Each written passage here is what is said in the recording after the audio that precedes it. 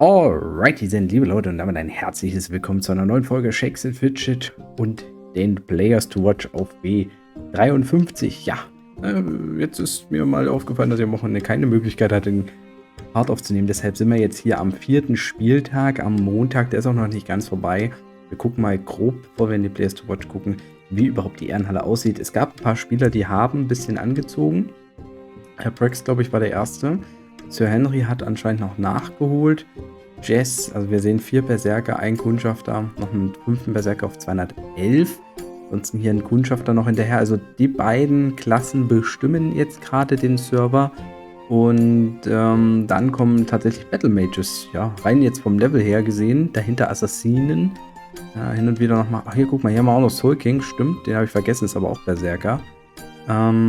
Kundschafter reiht sich hier auch nochmal mit ein. Ja, aber so sieht's aus. Also, es ist jetzt nicht übermäßig krass stark. Gab es bessere Server, aber es ist auch jetzt nicht so schlecht. Also schwach, sagen wir es mal. Oder pilzunintensiv. Also auch dieser Server hat sich für Player Games höchstwahrscheinlich wieder gelohnt. Krieger sehen wir dann auch mal vereinzelt. Magier sind noch ein bisschen höher vom Level her. Battle Mages insgesamt sind echt ganz gut hier auch vertreten, muss man sagen. Und jetzt kommt da auch mal ein Druide auf 68. Wieso spielt überhaupt keiner hier? Ach doch, hier. Bam Bam, 108 Druide. Habe ich übersehen erst, aber ansonsten Druiden echt nicht so gut hier vertreten. Ja, Dämonenhunter sucht man natürlich auch vergebens. Also Arfs als Dämonenhunter mit 67. Ist natürlich jetzt auch schon ein bisschen pilzintensiv, das Level auch zu erreichen nach 4 Tagen. Das schaffst du nicht, viel Free-to-Play. Aber es zeigt halt wirklich, dass der Stellenwert des Dämonenjägers sich nicht verändert hat. Also wenn man eine Klasse wahrscheinlich balancen müsste, wäre es halt der Dämonenjäger. Aber gut, das ist jetzt nicht Thema. Wir gucken natürlich in die Players to Watch rein. Und ich werde mir, wie zuletzt auch, immer mal die Parts angucken, wo er zuletzt stand. Zumindest vom Level. Asatasa war auch bei den German Fighters, ist jetzt Stufe 35, ist weiterhin bei den German Fighters. Spielt das also solide weiterhin durch, ja. Er hat dann nochmal gesagt, 15 Euro Projekt, bislang 5 Euro Ausgaben. Also er katalogisiert das auch. Und das sieht man auch vom Level, das passt. Also ich bin Level 34. Ich habe im Prinzip auch nur 2 Tage gespielt. Und Asatasa hat vielleicht schon 4 Tage gespielt. Ich habe natürlich ein bisschen gepilzt. Deshalb passt das auch vom Level her ganz gut. Man sieht, dass er natürlich jetzt auch ein paar Steine ansammelt, auch Items nimmt, die Slots haben. Das macht auf jeden Fall Sinn. Denn da kommt er natürlich auch leichter mal durch den einen oder anderen Dungeon. Aber man sieht es halt auch an den Trinken. Ne? Also er hat gar nicht so schlechte Tränke, kann man sagen. Aber natürlich wäre jetzt ein Pilzer hier mit vollen Ausdauer- und Stärketrank dabei. Und deshalb ist es ganz interessant, auch den Werdegang zu sehen. Genauso wie bei Darvsen. Darvsen war Level 10, war Beobachter, ist jetzt bei Crimson Dawn auf Level 28. Hat natürlich die Festung freigespielt, aber keine Slots. Also hier sieht man auch, dass das sehr nach Free-to-Play aussieht. Er will dann anscheinend S44 spielen. Vielleicht, ich glaube, kann es sein, dass er sogar gemeint hat, dass er nur die ersten paar Tage spielen will? Also es gab Spieler, die meinten, sie spielen nur am Anfang. Deshalb müssen wir das mal weiterhin beobachten. So, kommen wir mal zu Fabulous. Fabulous bei Hero Factory. Wir haben gesehen, viele der High-Level-Spieler sind bei Hero Factory. Könnte also die Gilde sein, die den Server so ein bisschen vom Start her übernimmt. Und man sieht auch natürlich gleich an seinem Char, dass das schon hier auch in Richtung Pilzen geht. Also Level 75 in den ersten Tagen, das ist schon eine Bank. Ja, Pets freigespielt. Ne? Da kann man wahrscheinlich noch das ein oder andere Level machen. Ja, und dann fehlt es ja auch gar nicht mehr so weit zum Heiligen Gral, zum Schmied, Toilette, Arena Manager. Also der Weg ist nicht mehr ganz so weit. Es ist die Frage, wie viel Dungeons er schaffen kann, weil er einen Dungeon Key kriegt ab 80. Also dann geht da noch mal ein bisschen was. 65%, fast 66% SA ist auch nicht schlecht. Ja, er hat sich auch die Steine besorgt, auf jeden Fall. Also die Gilde bringt sicherlich auch dahingehend gute Boni mit. Das ist eine Ansage hier. Er spielt aktuell damit sogar in den Top 100 vom derzeitigen Rank. Langfristig kann er sich aber bestimmt auch dort etablieren, wenn er das weiter so spielt. So, kommen wir zu Firestorm. Firestorm war Level 20, jetzt 33, immer noch bei Excalibur. Auch wieder einer, der eher Free-to-Play unterwegs ist, aber wenigstens auch schon ein paar Steinchen bekommen hat, die er hier sogar nutzbar machen kann als Battle Mage. SA 15% ist natürlich jetzt auch nicht mega viel. Ich glaube, der andere hatte von 28. Aber ja, ist immer die Frage, wie viel Zeit man hat, Free-to-Play. Tatsächlich, also ich würde vielleicht gucken, dass ich Free-to-Play einfach versuche, die Arena-Kämpfe zu machen. Die bringen ja auch XP. Und wenn man gewinnt, bringen die auch ein paar Bilder. Das ist gar nicht so verkehrt. Das kann man versuchen. Definitiv kann man das mal in Angriff nehmen. So, dann kommen wir zu Floyd. Floyd auch bei Excalibur. 25 ist er jetzt vom Level mit etwas niedrigem SA. Auch Reittier, Tränke. Hier könnte es sogar sein, ich will jetzt nichts beschreien, aber dass es vielleicht in Richtung Inaktivität geht. Aber, ach so, nein. Er hat genau das als Projekt. Gotcha, Baby. Free-to-Play ohne Tränke 30% Mann 120 mit Würzung gerne abwehren wollen, aber genau, okay, das habe ich schon wieder vergessen. Werde ich auch beim nächsten Mal wieder vergessen. Aber dann kann ich das zumindest anhand des Mountes erkennen, dass er noch aktiv ist. Und wir sehen natürlich auch, dass auch er Level macht, wenn auch niedriger. Er war 17, ja, ist er jetzt 25. Hauseingang spielt bei den Arsonisten. Er war vor bei den Pilzen in Harzern. Er meinte auch, dass er, glaube ich, irgendwie verpennt hat am ersten Tag. Technisch sieht es ja ganz gut aus bei ihm. Auch immerhin 34% SA mit dem Level. Aber was ist jetzt hier sein Ziel? Hat er hier Pilze ausgegeben an einem Tag nochmal, um das zu schaffen? Oder ist er wieder eingeschlafen? Spielt er langfristig? Also, Hauseingang stellt mich erneut vor einigen Fragen. Ims ist neu dabei bei Teddy Bears. Level 42 immerhin als Berserker mit 25% SA. Das sieht wahrscheinlich auch nach einem Low-Pilzer aus. Vielleicht ein paar Dungeon Tries immer gegeben, das könnte durchaus sein. Und, okay, auch nicht schlecht. Hält sich hier ein paar Sachen offen. Also er will vielleicht dann auch mal ein paar Steinchen, in der Hoffnung, ein paar gute Steinchen zu finden, hier einsetzen. Dann geht ja dann auch gleich wieder was in den Dungeons. Ne? Du musst ja im Prinzip als Berserker nur einen Stein irgendwie einsetzen, dann kannst du schon wieder einen Dungeon machen. Das geht teilweise relativ flott, auch zum Start des Servers. Ja. So, kommen wir mal zu Leutrix. Leutrix war Level 19, ist jetzt 35, bei Rogalion weiterhin unterwegs. Auch er Free-to-Play-Schiene. Anscheinend gar kein Glück mit den Steinen. Wenn er hier Geschicksteine hat, dann muss man sich mal überlegen, will man das Gold jetzt ausgeben. Man muss ja auch die Gildenausbauten jetzt machen. Ne? Also gerade die Spieler, die jetzt noch in dem Level sind, die müssen viel Geld ansparen, um Gildenausbauten zu machen. Wenn man die Zeit hat, macht Angriffe in der Ehrenhalle. Es bringt ja immerhin Gold. Und es kann auch im SA pushen. Da ist natürlich mit 13,8% auch noch etwas, ja, verbesserungswürdig, sagen wir mal, ne? So ist das Sub on YouTube. Nice. Das finde ich gut. Ja, gerne mehr davon. Gerne mehr davon. Aber wie gesagt, das ist keine Kritik, ne? Es ist ganz klar, jeder Spieler hat da seine eigene. Ich kann es ja gar nicht für Free-to-Play, deshalb. Ich habe schon 400 Pilze ausgegeben und stehe nur auf Level 34. Also, was will ich euch erzählen, ja? Mit 37% SA. Das ist einfach, weil ich sonst gar keine Zeit großartig investiere, ja. Oder investieren kann, sagen wir es mal eher so. So, gucken wir mal zu Max. Max bei den Teddy Bears unterwegs, nach wie vor. 37er Level, war 22 nach Tag 1.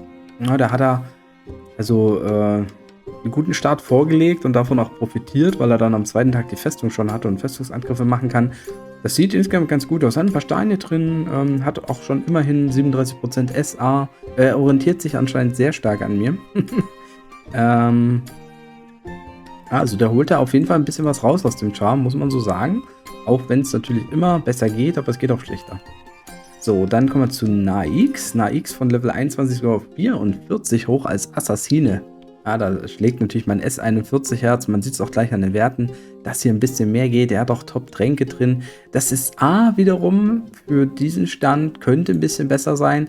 Die Frage ist hier natürlich auch, wenn er pilzt, ich weiß es halt nicht, ich habe nicht mehr eure YouTube-Namen im Kopf, wo er die Pilze halt ausgibt. Oder ob er jetzt keine Pilze mehr ausgeben kann, um halt SA auch zu pushen. Wichtig wäre es dann für dich aber auch, weil du ja auch vom Level her schon ein bisschen höher kommst, probier auf jeden Fall auf 50% zu kommen, weil dann, nur dann schaffst du den Heiligen Gral. Also beziehungsweise 50% nicht ganz. Man braucht 1000 Bildchen mindestens. 1000 Bildchen, das sind also knapp 45%, würde ich sagen. Wenn man 1000 Bildchen hat und Stufe 85 erreicht, kann man den Heiligen Gral in der Festung finden. Der macht es dann halt so viel einfacher, SA-Lücken zu füllen. Das ist schon ganz hübsch. So, Onka, Level 34 bei Goldring. Ich glaube, Onka hatten wir auch schon dabei gehabt. Zuletzt, ich muss jetzt mal ein bisschen reinspulen, so. Weil ich halt die Untertitel anhabe. Ich kann doch die Untertitel einfach rausnehmen. Das wäre ja zu einfach. Oder? Ja, machen wir mal raus. Onka war bei Goldring, Level 20 ist jetzt 34. Also da etwas entspannter unterwegs, trotzdem vom SA her wiederum besser als Nikes, also vom Level jetzt her mal gesehen. Da läuft das auf jeden Fall ganz gut weiter. Wenn man auch keine schlechten Tränke drin ist, er ist der deutsche Krieger und er bleibt der deutsche Krieger. Ganz einfach, sage ich mal so, ja. So, Sir Daviel bei Excalibur gewesen ist er jetzt nicht mehr. Er ist bei der 2. Legion. Okay, warte mal, ich muss mal ein bisschen wieder gucken, dass ich hier ein bisschen vorgreife. Ja, das sieht gut aus. So sieht das gut aus. Aber von Level 21 auf Level 60. Also das ist auch wieder ein deutlich größerer Sprung. Sehr schönes SA fürs Level auf jeden Fall, definitiv. Da sind ein paar Pilze reingeflossen.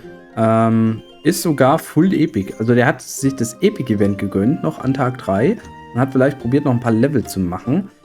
Da sind ein paar Pilzchen reingeflossen. Also das will ich mal sagen. Ne? Man erkennt auch, dass das alles relativ aktuelle Epics sind. Also nicht alles. Das hier ist nicht ganz aktuell. Aber der Rest ist relativ frisch. Und ja, da sind ein paar Pilze reingegangen. Ja, steht nichts drin, Sir Daviel. Aber immerhin Level 60. Also er kommt ein bisschen Fabulous hinterher. Aber ist natürlich auch die Frage nach der Gilde, ja, wie gut das alles so läuft. So, gucken wir mal zu Telco. Telco war 26 am Start. War mit einer der höchsten. Ist jetzt bei Hero Factory. War vorher bei Pilzende Hard... Nee, Quatsch. Hitchhikers. Aber wahrscheinlich läuft es da nicht so stark, weil hat sich Telco halt auch gedacht, eine bessere Gilde wäre nicht schlecht und die Hero Factory freut sich natürlich, wenn Spieler nachkommen. Ja, abwerben, ob es nun aktiv oder passiv ist, es gehört zu Shakes and Fidget dazu. Das muss jede Gilde wissen, die nicht Rang 1 ist, aber selbst, lasst euch gesagt werden, auch Rang 1 Gilden haben teilweise starke Probleme und fallen irgendwann zusammen. Also das ist nie eine Bank, ja. So. Ist natürlich auch Assassine. Das sieht auch ganz hübsch aus. Vom SA her ist es noch okay. Sollte ein bisschen besser sein. Aber ich würde es verstehen, wenn man jetzt auch sagt, okay, ich lasse das SA ein bisschen ruhen, warte, bis ich den Heiligen Gral habe, weil die ganze Zeit random Angriffe machen oder die ganze Zeit die Sachen raussuchen. Das ist halt Pilz- oder zeitintensiv. Und deshalb, ich hatte auch auf manchen Servern so dann, wenn ich sagte, ach, ich war schon nicht mehr so weit weg von Stufe 85, ich habe schon meine Bildchen, die ich brauche, warte ich 2-3 Tage und hole dann nach über den Heiligen Gral. Das kann man so spielen, muss man natürlich trotzdem dann dranbleiben. Ne? Ansonsten sieht der Char recht gut aus, hat Potenzial für die Top 100, vielleicht 150 auf jeden Fall. Assassine hat ja da auch im PvP, sage ich mal, Möglichkeiten, ja. Und ja, beobachten wir einfach mal weiter. So. Kommen wir zu Trivu. Trivu war 18, ist jetzt 43. Er ist weiterhin bei den Pilzen in Harzern. Auch als Assassine. Ich habe schon wieder vergessen, dass wir so viele Assassinen drin haben hier. Ja, hier fehlt es ein bisschen am Level, aber am Level, am SA zum Level hin. Also ich versuche das immer in einer Relation zu sehen. Aber gut, was willst du machen? Er ist bei Twitter immerhin aktiv. Vielleicht gibt es ja den einen oder anderen Code, ja, den man da finden kann. Ja, also nicht von mir, na, jetzt nichts falsch verstehen. So, dann haben wir Very Rare. Der ist immer noch, oder? Warte mal, bin ich jetzt doof? Er ist ein Level up hochgestiegen zum letzten Mal. Er war Level 17, ist jetzt Level 18. Also das ist schon hart an der Grenze zum Rausnehmen. Da ist nicht so viel passiert. Ist auch Dämonenjäger auch noch zu allem Überfluss. Das ist nicht schön.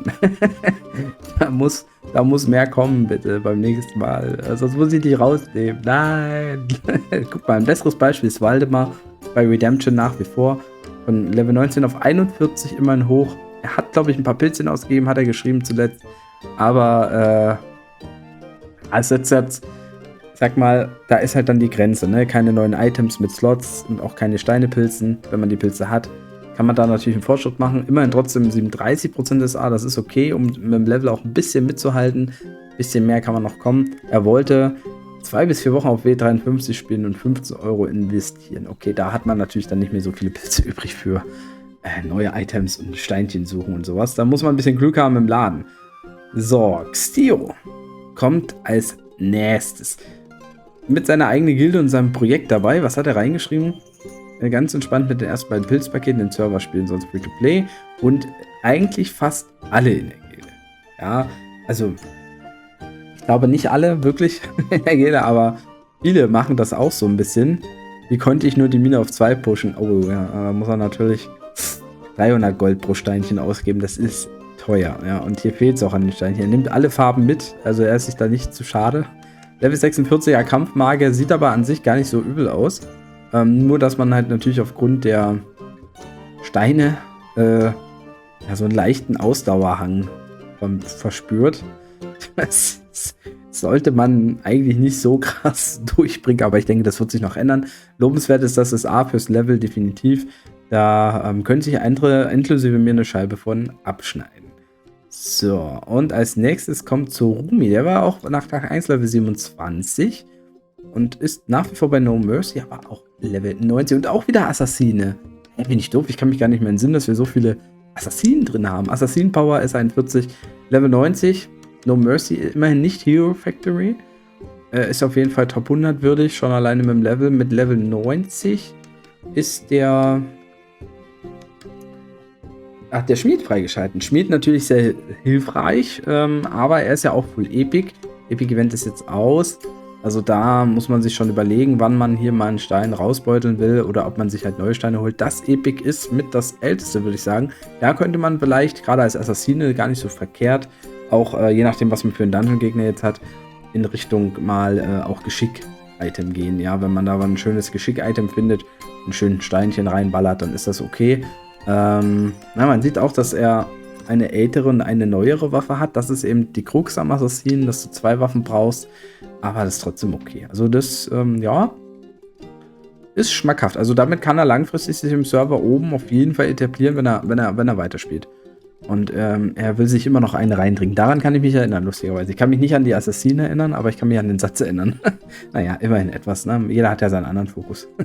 Ja, super. Dann haben wir das ja jetzt schon alles durch. Ich würde sagen, das war's dann erstmal mit dem Part. Den nächsten Part weiß ich natürlich noch nicht, wann wir ihn bringen können.